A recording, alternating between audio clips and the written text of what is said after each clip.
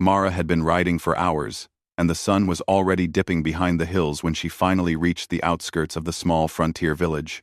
Her horse moved slowly, its steps heavy from long travel. Dust rose with every hoofbeat, but she didn't seem to notice.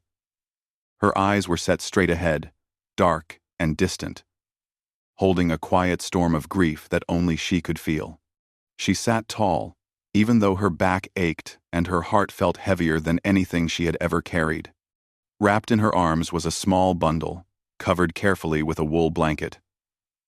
She held it as gently as if the slightest movement might disturb the one resting inside. Anyone watching from a distance might have thought it was a sleeping child, held close to his mother while she traveled. But closer eyes would notice how still the bundle was, how perfectly quiet, how painfully silent.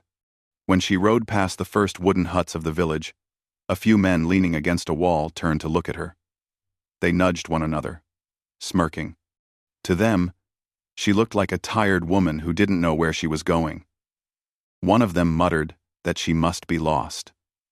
Another joked that she probably came looking for help no man would give. They laughed with the careless tone of people who never imagined they were in the presence of someone stronger than them. Mara didn't look at them.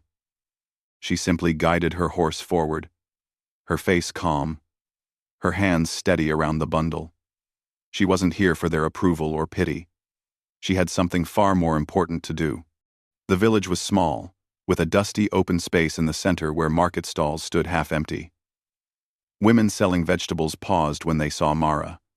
Children stopped chasing each other and watched quietly. Even the blacksmith lifted his hammer in mid-swing, surprised by her sudden appearance.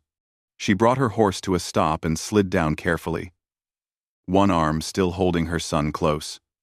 Her legs trembled for a moment. She had been riding since dawn, but she steadied herself quickly. She took a breath and looked around. No one approached her. People stared, whispered, then pretended to look away. That was always how it happened. People looked at the pain of others only from a safe distance. A few men stood near the trading post. They watched her with curious eyes. But there was no kindness in their expressions.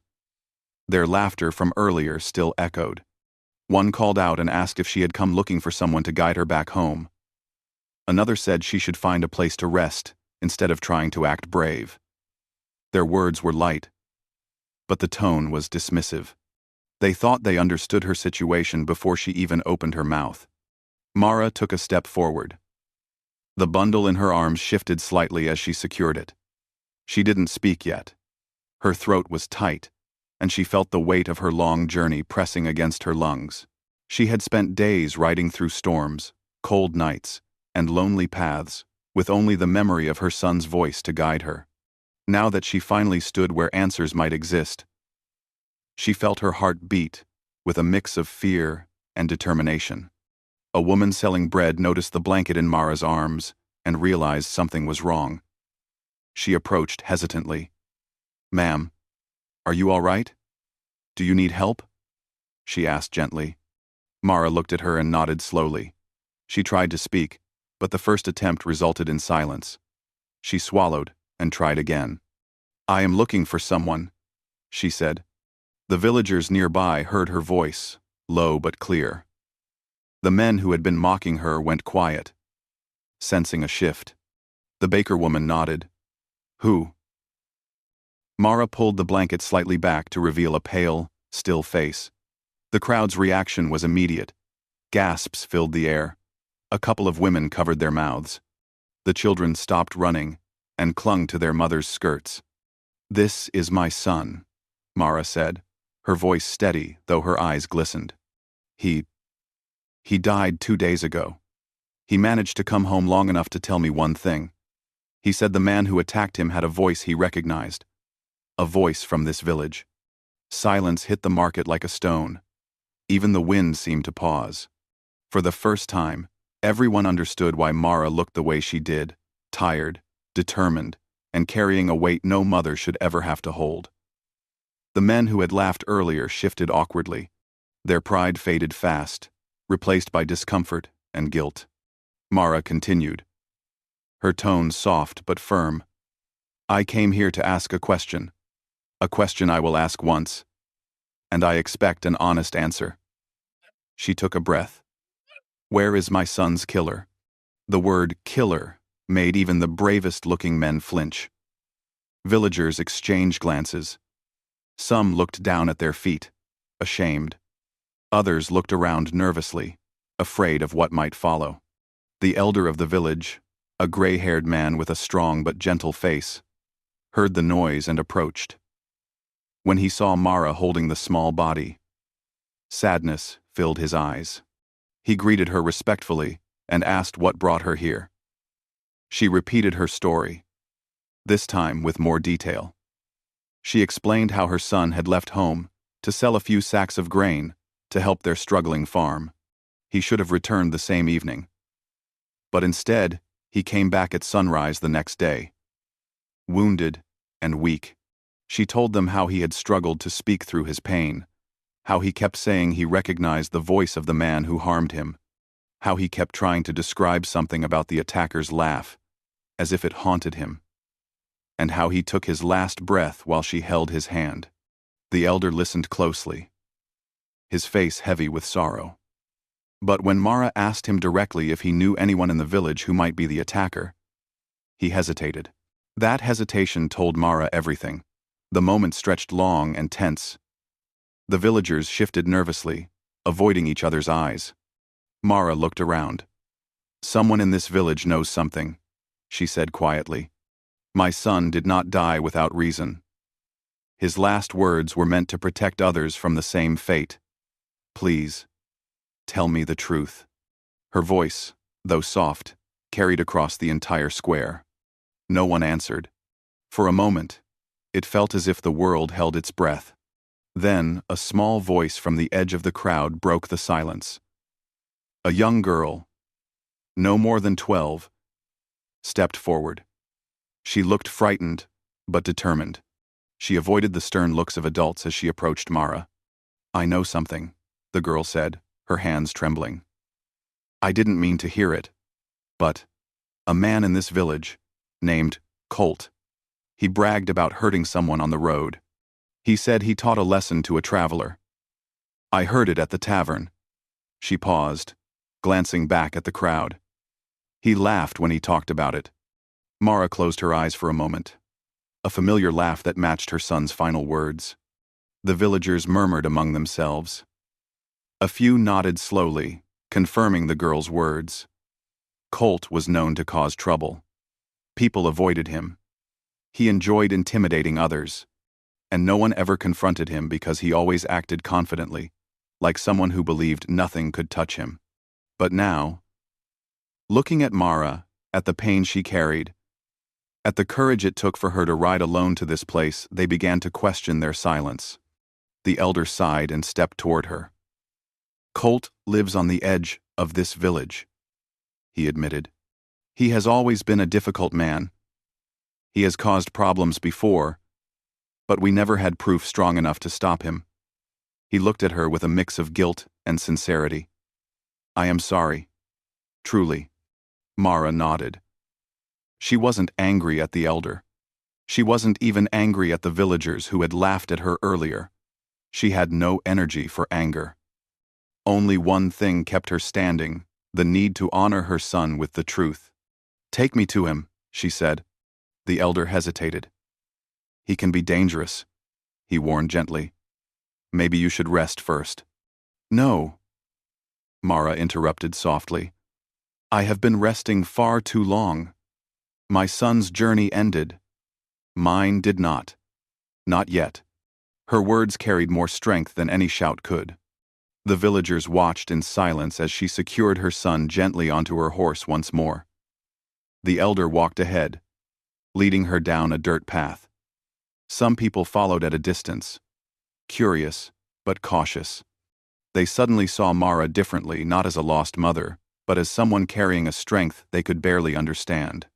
As she walked, Mara whispered to her son under the blanket. She told him she was here. She told him she would not fail him. The road ahead felt heavy, but her steps stayed firm. She had come for truth, and she would not leave without it. The path to the elder's house was quiet, but Mara could feel the tension in the air. The villagers walked behind her in small groups, their voices low and uncertain. Some looked ashamed, others worried, but all of them knew something was about to change in their village. Mara walked forward steadily, her son cradled against her chest, her face calm but her heart full of questions. When they arrived at the elder's small wooden home, he motioned for her to sit inside. She shook her head gently. "I will not sit until I know everything," she said softly. The elder understood and did not insist. He stood beside her, looking at the villagers who had followed them. "I need your honesty now," Mara said, turning to the group.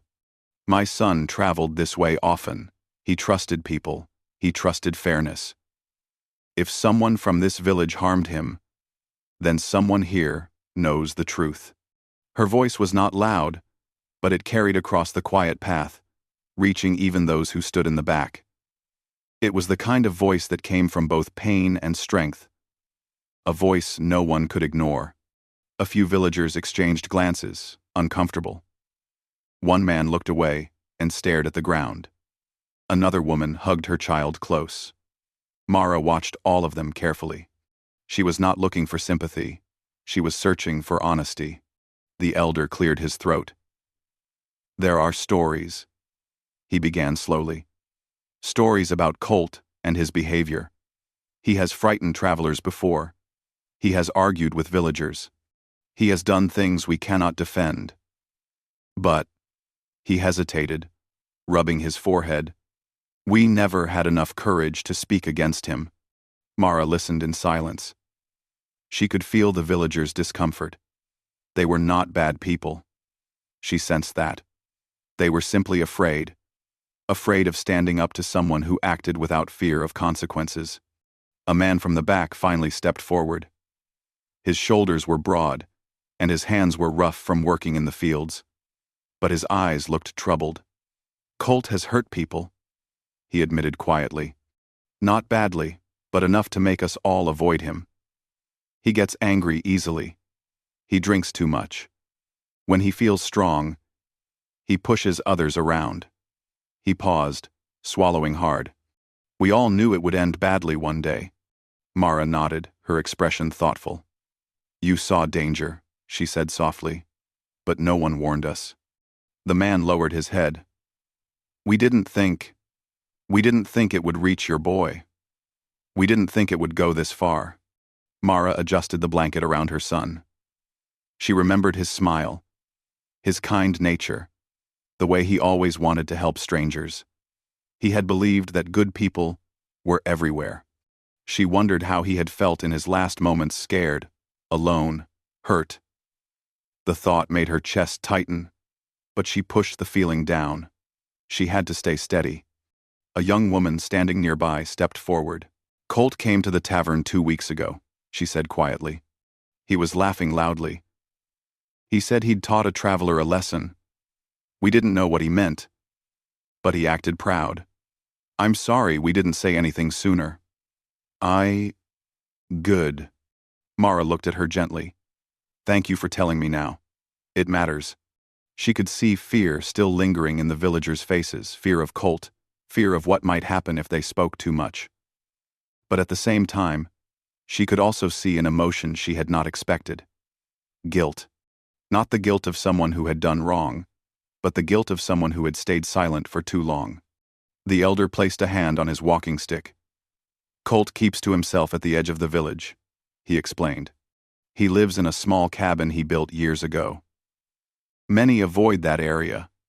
He is unpredictable, and when he is in a bad mood, he does not treat others kindly." Mara listened. She did not ask why the villagers allowed him to behave this way. She already understood. Fear could be stronger than responsibility, especially in small places where people depended on each other to survive. But she also knew that fear could not protect anyone forever. She turned slightly, looking at the group. "Tell me everything," she said softly. "Every detail.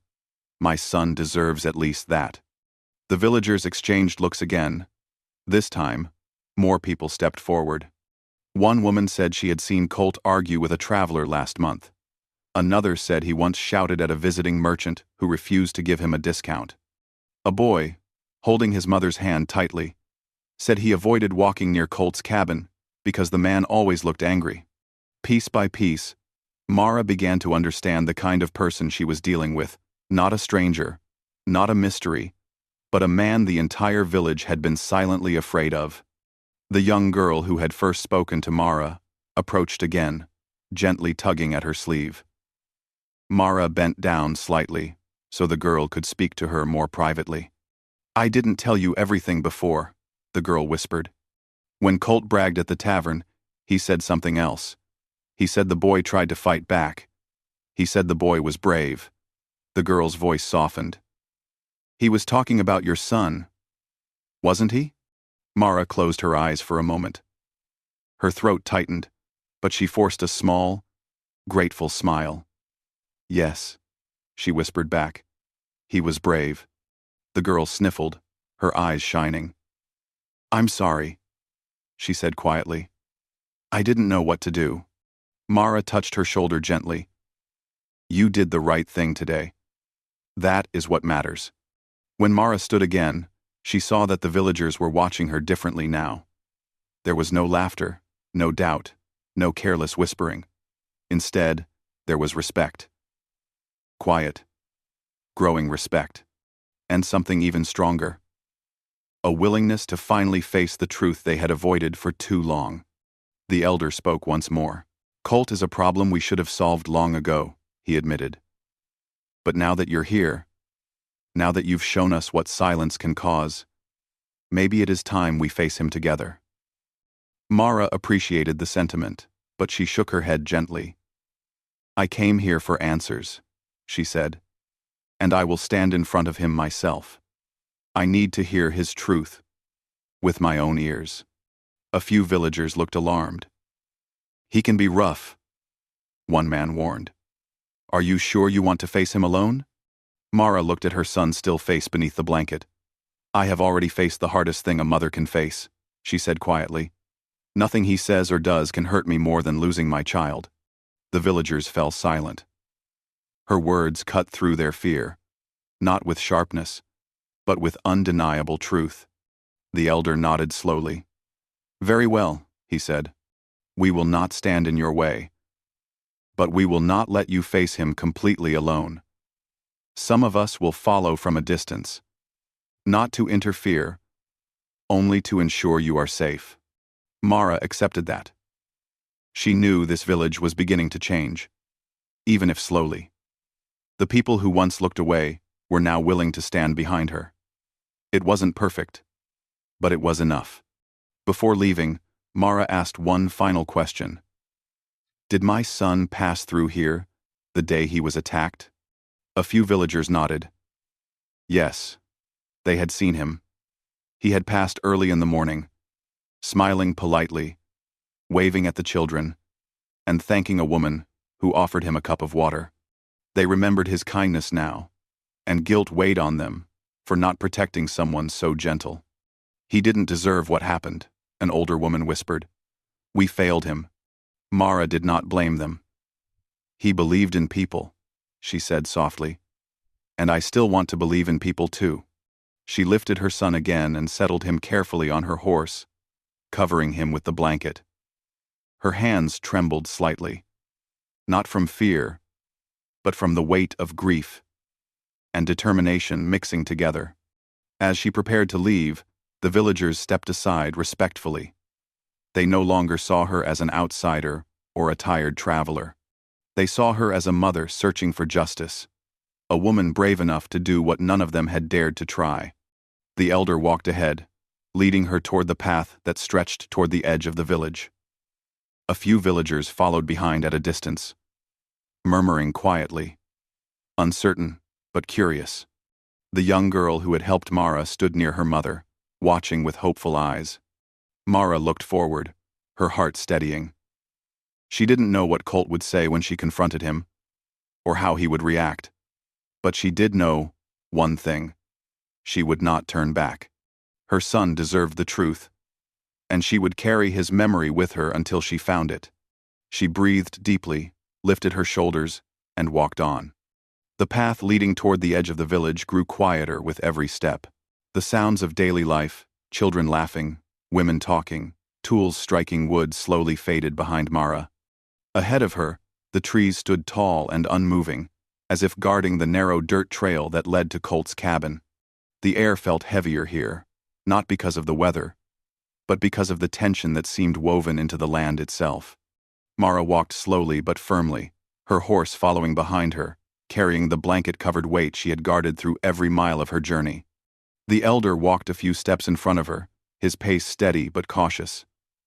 Every so often, he glanced back to see if she needed rest. But Mara never slowed. Behind them, the quiet footsteps of several villagers followed at a distance. They no longer came out of curiosity. They walked because they felt responsible. They had stayed silent too long, and now, guided by Mara's strength, they wanted to finally face the fears they had carried for years. As the group moved deeper into the trees, the elder stopped and pointed through the branches. "There," he said softly. Through the leaves, a small wooden cabin stood alone in a clearing. Its roof was patched with mismatched shingles, and its door hung slightly crooked on worn hinges. The place looked rough, neglected just like the man who lived there, if the villagers' stories were to be believed. Mara paused for a moment, her breath catching in her chest. This was the place her son's final words had led her to. This was the place where she hoped to find the last piece of truth he had tried so hard to give her. She looked down at the bundle on her horse, the quiet form of her child, and whispered gently, "We made it." The wind stirred faintly, brushing against her face as if offering silent encouragement. The elder put a hand on her shoulder. "We will stay back," he said. "But if you call for help, we will come." Mara nodded. "Thank you," she said simply. She stepped forward alone, leaving the group behind. Each step felt heavier, but she refused to slow. She had carried grief, exhaustion, and worry for days. She could carry courage for a few minutes more. Colt was outside, chopping wood near a tree stump. He swung the axe with force, each strike loud and sharp. When he heard footsteps approaching, he wiped the sweat from his forehead and turned around, expecting another villager. His expression was annoyed at first, but when he saw Mara walking toward him, carrying the still bundle on her horse, his annoyance wavered. Confusion replaced it. Mara stopped a short distance from him. Her gaze was steady, calm, but filled with a depth he couldn't ignore.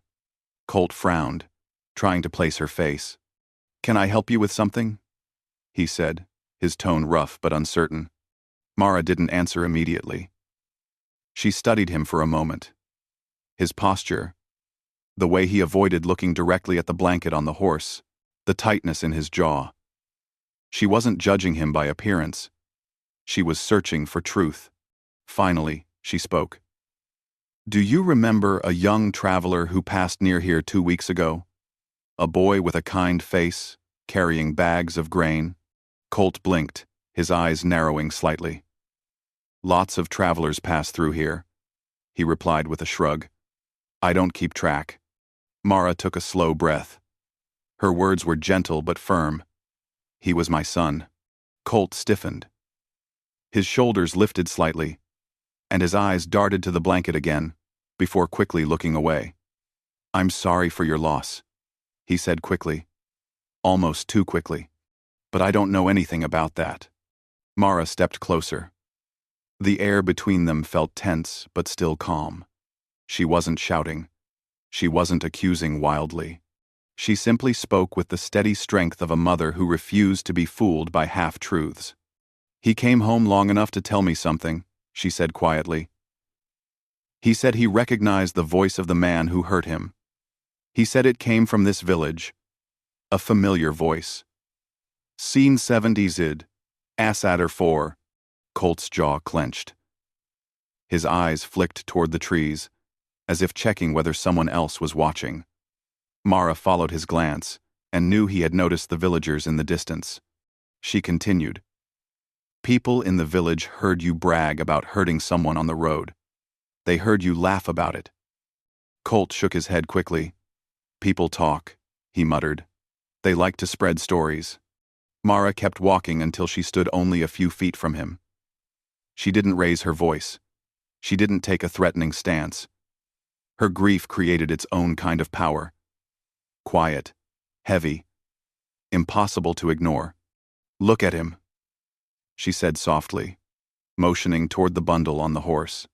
Colt's eyes flickered, but he didn't turn. He swallowed hard. Please, Mara said, her voice breaking just slightly. Just look. For the first time, Colt's expression faltered. Reluctantly, almost fearfully, he looked at the blanket. The outline of the small body beneath it made his face go pale. His breath caught as if something inside him twisted tightly. I didn't, he began, but the words scattered before they fully formed. Mara watched him carefully. My son's last words were about you, she said quietly. He described your voice, your laugh. He remembered enough to lead me here. Colt's hands shook slightly. He tried to hide it by crossing his arms, but Mara saw. The villagers stood silent because they were afraid, she continued. I don't blame them for that. But I need the truth from you. Not because I want to hurt you. Not because I want revenge. But because my son deserves to rest in peace. Colt took a shaky breath and looked away. The silence stretched between them like a tight rope. He opened his mouth, closed it, then opened it again, struggling against the weight of what he knew. Finally, he whispered. He tried to run. Mara felt her heart crack. But she kept her composure. Colt's voice trembled slightly, barely louder than the wind.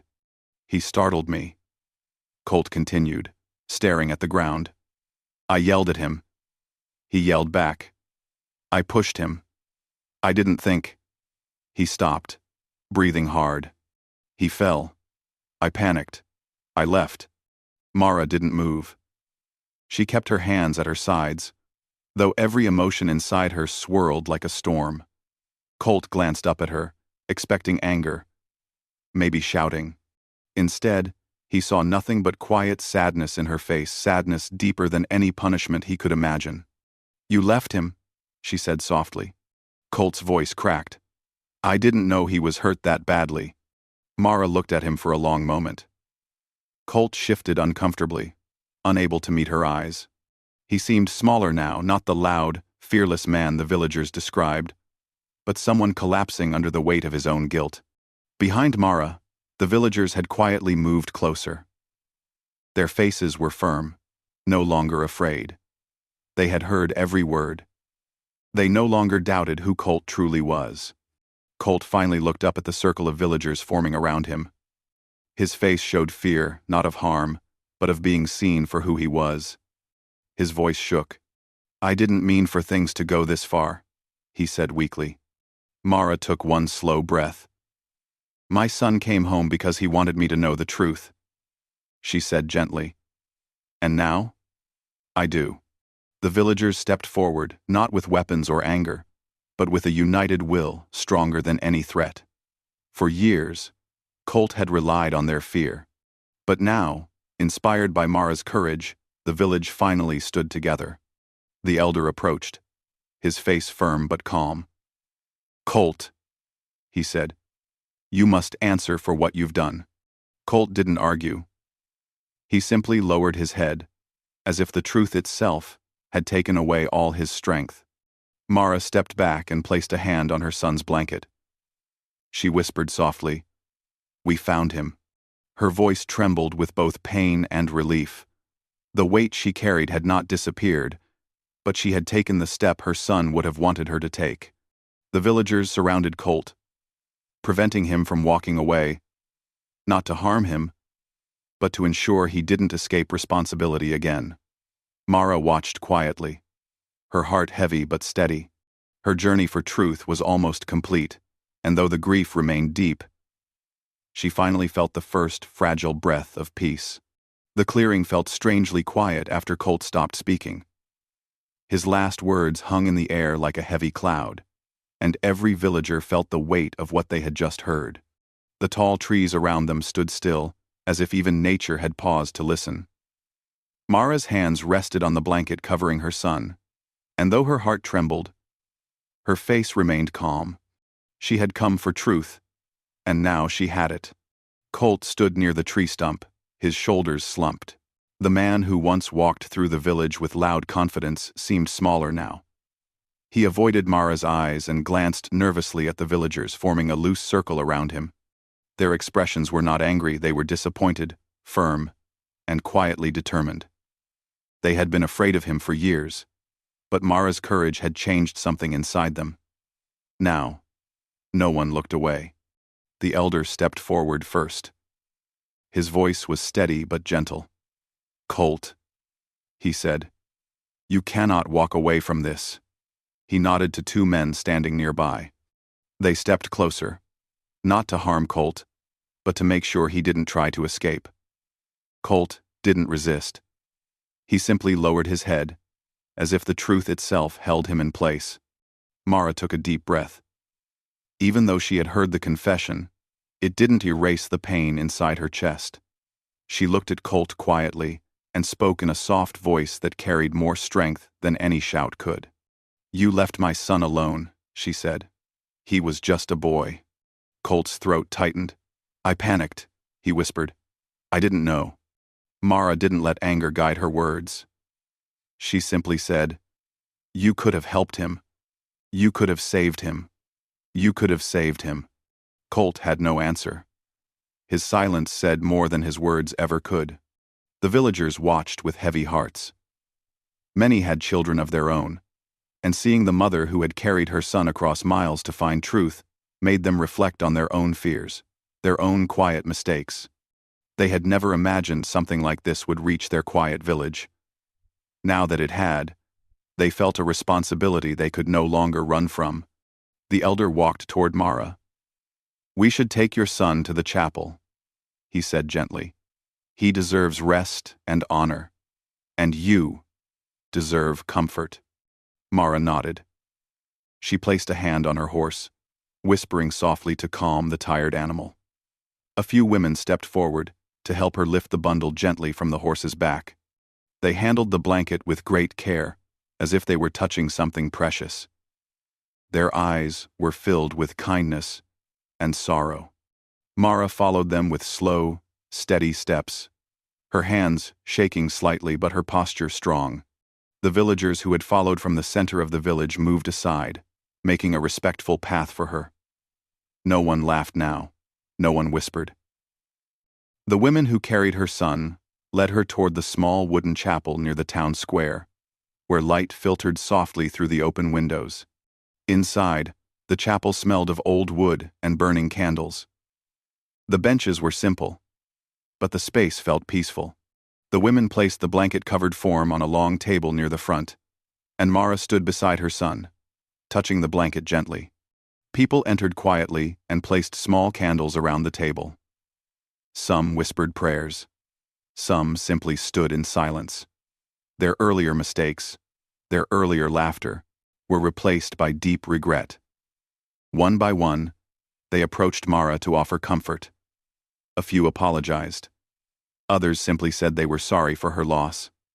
Mara accepted their words with grace. She didn't blame them. She understood fear too well.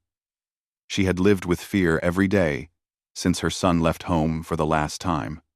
But she also understood courage, and she saw that the village had finally found some of its own.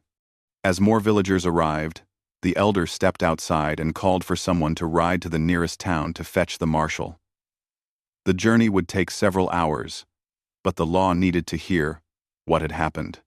Two young men volunteered immediately, saddled their horses, and rode off without hesitation. Inside the chapel, an older woman brought Mara a cup of warm tea.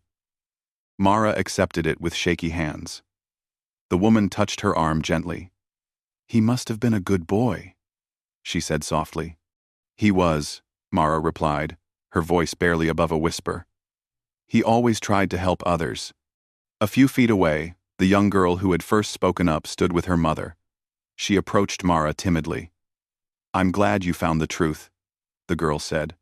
Her voice was small but sincere. Mara smiled gently and bent down to meet her eyes. "Thank you," she said. "You were brave. You helped me more than you know." The girl nodded, her eyes shining with pride and sadness. As afternoon turned to evening, the villagers lit lanterns around the chapel entrance. A few men stood outside with the elder, making sure Colt remained where he was. Watched, but unharmed. He sat on a bench with his head in his hands, realizing that he could no longer hide behind intimidation. His mistakes had finally caught up with him. When the sky grew darker, a distant sound reached the village, the rhythmic thump of hooves. The men outside straightened. Soon, the marshal appeared at the edge of the village, riding with one of the young men who had gone to fetch him. The marshal dismounted and spoke quietly with the elder. After hearing a brief explanation, he walked straight toward Colt. Colt looked up, startled, as the marshal approached. "Stand up," the marshal said firmly. Colt obeyed. He didn't argue. He didn't shout.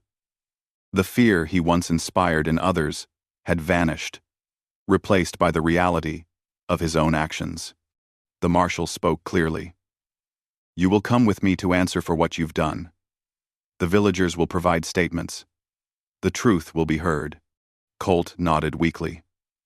The marshal secured him away from the group, preparing to leave at sunrise. The villagers stepped aside again as Mara walked out of the chapel. She stood still, watching the marshal lead Colt away. Her expression wasn't angry. It was calm, tired, and full of quiet understanding. Justice wasn't about shouting or punishment, it was about truth. And truth had now been spoken. The marshal approached her respectfully. "Ma'am," he said, "I'm sorry for your loss. Your courage brought clarity to this place. If there is anything you need, ask, and it will be done." Mara shook her head softly. "Just make sure he answers honestly," she said. "That is all I ask." "You have my word," the marshal replied, touching his hat in respect. The elder invited Mara to rest in his home for the night. She hesitated at first, feeling the weight of her grief pressing down on her. But he insisted kindly. "You are not alone here," he said. "Not anymore." Mara looked around at the villagers, at their warm lanterns, their quiet support, and their changed expressions. She nodded. "Thank you," she said softly. Before going with the elder, she returned to the chapel for one last moment. She placed a soft kiss on the blanket and whispered, "You brought me here. You showed me the way. Rest now, my sweet boy." Her words trembled, but her heart felt steadier than it had in days. The next morning, after Colt was taken away by the marshal, the entire village gathered to help Mara bury her son. They chose a small hill overlooking the road he once traveled, the same road that had carried him home one last time. The place was peaceful, touched by sunlight and wind. Villagers brought flowers. Children placed small stones beside the wooden marker. Women stood quietly, some wiping tears. Men bowed their heads. Everyone understood the importance of this moment. Mara herself placed the final handful of earth over the grave. She stood there for a long time, listening to the wind, remembering her son's laughter, his kindness, and his brave heart. When she finally turned away, she felt a small but definite shift inside her. Her grief remained, deep and painful, but the truth had been found. The journey that had weighed on her so heavily was complete. The villagers stood behind her in silent support. Some offered her food for the road. Others offered their homes if she wished to stay longer. Mara thanked them all. Their kindness did not erase the loss, but it softened the edges of her pain. As she prepared to leave the village, the elder approached her one last time. "You showed us what happens when fear controls us. You reminded us to stand together." Mara looked at him gently. "We all have difficult choices," she said, but standing together is always stronger than standing alone. She mounted her horse, carrying only a small bundle of belongings now. She didn't look back at the village with bitterness. She looked back with gratitude for truth, for change, and for the people who had found their courage. Then she whispered to the wind, as if speaking to her son, "I will be all right, and you will always be with me." With steady hands, she guided her horse toward the long road ahead. Her journey of truth had ended, but her journey of healing had just begun.